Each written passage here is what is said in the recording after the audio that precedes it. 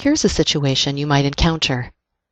I've finished my document, including my header and footer content.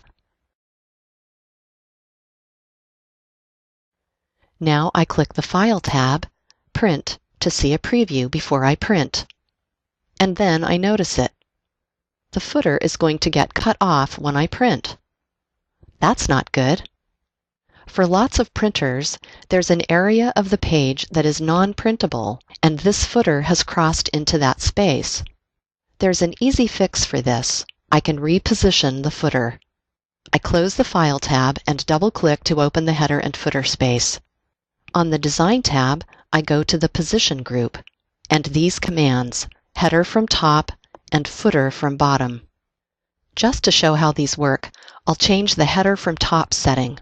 I'll use the spinner to lower the number and decrease the distance from the header to the edge of the page. The header text moves closer to the edge. When I increase the number, I increase the distance to the edge of the page, and the text moves down. Note how the body text moves down or up accordingly. The default setting for the header and footer position is 0.5, half an inch to the edge of the page. Typically, I wouldn't have to change this number for the headers and footers to print, but printers and printer drivers vary, so it's vital that I check my document in Print Preview before I print. For this particular printer, I need to change the footer position. So now I'll go to the Footer from Bottom command and change the number to 0.6 to move the footer a little farther from the bottom edge. I'll check Print Preview again by clicking File, Print. The footer text is all showing, and will print now.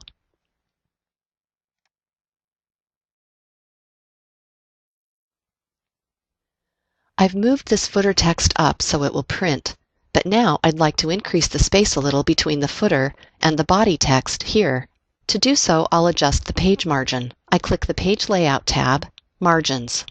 Several preset margins appear on the menu, with normal being the default.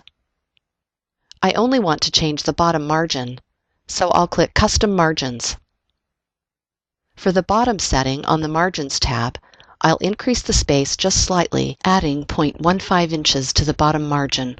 My page adjusts, and now I've got more space between the body text and the footer.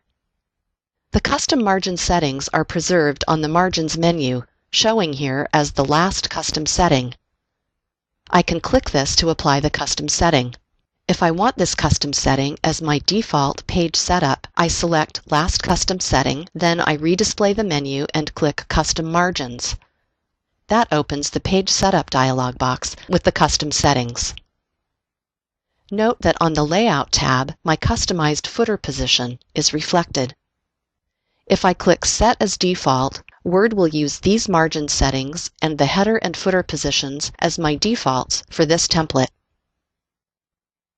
Up next, use varying headers and footers for document sections.